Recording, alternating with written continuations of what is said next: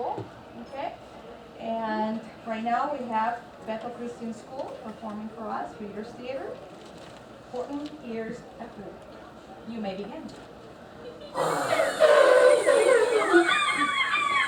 the 15th of May, in the jungle of Newell, in the heat of the day, in the cool of the pool, he was splashing, enjoying the jungle's great joys, when Horton the elephant heard a small noise. so Horton stopped splashing. He looked toward the sound. That's funny. There's no one around. Then he heard it again, just a very faint yell, as if some tiny person were calling for help. I'll help you. But who are you? Where? He looked and he looked. He could see nothing there but a small speck of dust blowing past through the air. I say, I've never heard tell of a small speck of dust that is able to yell. So you know what I think? I think that there must be someone on top of that small speck of dust. Some sort of a creature of very small size, too small to be seen by an elephant's eyes. Some poor little person shaking with fear that he'll blow in the pool. He has no way to steer. So I'll just have to save him because after all, a person's a person, no matter how small. So gently, and using the greatest of care, the elephant stretched his great trunk through the air, and lifted the dust speck, and carried it over, and placed it down safe on a very soft clover. Humphed the voice. 'Twas a sour kangaroo, and the young kangaroo in her pouch said, Hop two. Why, that speck is as small as the head of a pin. A person, oh not, that never has been. Believe me, I tell you sincerely, my ears are quite keen. I heard them quite clearly. There is a person down there, and what's more, quite likely there's two, even three, even four. Quite likely a family, for all that we know. A family with children just starting to grow. So please, as a favor to me, try not to disturb them. Just please let them be. I think you're a fool. laughed the sour kangaroo, and the young kangaroo in her pouch said, Me too. You're the biggest playing fool in the jungle of Newell. And the kangaroos plunged in the cool of the pool. What terrible splashing! The elephant frowned. I can't let my very small persons get drowned. I've got to protect them. I'm bigger than they. So he plucked up the clover and hustled away. Through the high jungle treetops, the news quickly spread. he talks to a dust speck. He's out of his head. Just look at him walk with that speck on that flower. And Horton walked worrying for almost an hour. Should I put this back down? Horton thought with alarm. If I do, these small persons might come to great harm. I can't put it down, and I won't. After all, a person is a person, no matter how small. Then Horton stopped walking. The speck voice was talking. The voice was so faint, he could just barely hear it. Speak up, please. Said Horton. He put his ear near it. My friend, you're a very fine friend. You've helped all us folks in this dust speck know him. You've saved all our houses, our ceilings and floors. You've saved all our churches and grocery stores. You mean you have buildings there too? Oh yes, you most certainly do. I know I'm too small to be seen, but I'm mayor of a town that is friendly and clean. Our buildings to you may seem terribly small, but to us who are big, they are wonderfully tall. Our town is called Whoville, for I'm a Who, and us Whos are all thankful and grateful to you. You're safe now. Don't worry, I won't let you down. Just as he spoke to the mayor of the speck, three big tornadoes flew out. The Wickersham siblings came shouting, What rot! Run! What's rot? This elephant's talking to who's who are not. There aren't any who's, and they don't have a mayor. So we're going to stop all this nonsense so bad. They snatched Horton's clover and carried it off to a black-bottomed birdie named Vlad Vladimir, a mighty strong eater, a very fast runner. And they said, Will you kindly get rid of this thing? and before the poor elephant could even speak, that eagle flew off with the flower in his beak.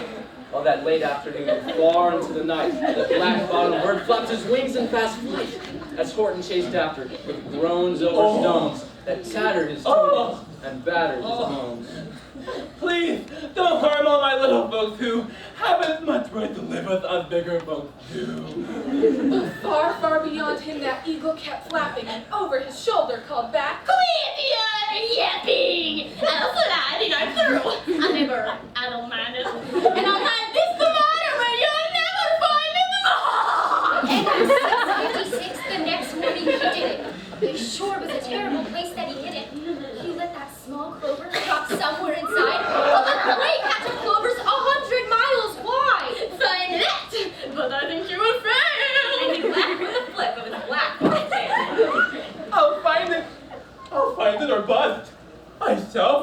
friends on my small speck of dust. And clover by clover by clover with care, he picked up and searched them and called. Are you there? But clover by clover by clover he found that the one that he sought for was just not around. And by noon, poor old Horton, more dead than alive, had picked, searched, and piled up 9,005. Then on through the afternoon, hour after hour, till he found them at last on the 3,000,000th flower. My friend, tell me, do tell. Are you safe? Are you sound? Are you whole? Are you well? We've really had trouble, much more than our share. When that black bottom birdie let go and we dropped, we landed so hard that our clocks have all stopped. Our teapots are broken, our rocking chair smashed, and our bicycle tires blew off when we crashed. So Horton, please, will you stand by and snooze while we're making repairs? Of course I will stick. I will stick by you small folks, through thick and through thick. For 2 days you run wild and insisted on chatting with persons who never existed. Such carryings on in our peaceable jungle. Well, we've had quite enough of your bellowing bungle, and I'm here to state that your silly, nonsensical games are over. Me too. With the help of the Wickersham brothers, and dozens of Wickersham uncles, and Wickersham cousins, and Wickersham in-laws whose help I've engaged, you're going to be roped, and you're going to be caged.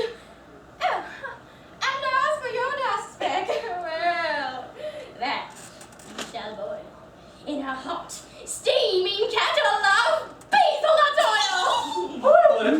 Oh no, that you cannot do. It's all full of persons. They'll prove it to you. Mr. Mayor, you've got to prove now that you really are there. Make every who holler, make every who shout, make every who scream. If you don't, every who is going to end up in a basil nut. And down on that dust speck, the scared little mayor quick called a big meeting in Whoville Town Square. His people cried loudly, they cried out with fear, "We are here! We are here! We are here! We are here!" That was as clear as a bell. You kangaroos surely heard that very well. All I heard was the breeze and the faint sound of wind through the far distant trees. I heard no small voices, and you didn't either. Me neither. Grab him and cage the big dope. Lasso his stomach with 10 miles of rope. Tie the knots tight so he'll never break loose. Then dunk that dumb speck in the basil hot juice. Oh, and fought back with great vigor and vim, but we Wickersham gangs Beat him! Haul him into the cage! Don't give up. I believe in you all. A person's a person, no matter how small. And you very small person will not have to die if you make yourself hurt. So come on now and try. The mayor grabbed the tom-tom and started smacking, and all over Whoville they whooped up a racket. They rattled tin kettles, they beat on brass pans, on garbage pail tops, and old cranberry cans. Great gusts of loud racket went high through the air. They shattered and shook the whole sky, and the mayor called up through the howling mad hullabaloo. Hey Horton, how's this? Is our sound coming through? I can hear you. That's fine. But the kangaroo's ears aren't quite as strong as mine. They don't hear a thing. Are you sure all your boys are doing their best? Are they all making noise? Are you sure every who down in Whoville is working? Quick, look through your town. Is there anyone lurking? Through the town rushed the mayor from the east to the west. But everyone seemed to be doing his best. Everyone seemed to be yapping or yipping. Everyone seemed to be beeping or bipping, but it wasn't enough, all this ruckus and roar. He had to find someone to help him make more. He raced through each building, he searched floor to floor. And just as he felt he was getting nowhere, and almost about to give up in despair, he suddenly burst through the door, and that mayor discovered one shirker quite hidden away in the Fairfax apartment 12J. A very small shirker named Jojo was standing. Just standing and bouncing a yo-yo. Not making a sound, not a yip, not a chirp. The mayor rushed in and he grabbed the young twerp. And he climbed with the lad up the Eiffelberg Tower. This is your town's darkest hour. A town full of wolves. One heart that is red. To come to the end of our country. We've got to make noises in greater amounts. So open your mouth left. For every voice down! Thus he spoke as he climbed, and when they got to the top, the lad cleared his throat and shouted out, "Yop!" And that yop, that one small extra yop, put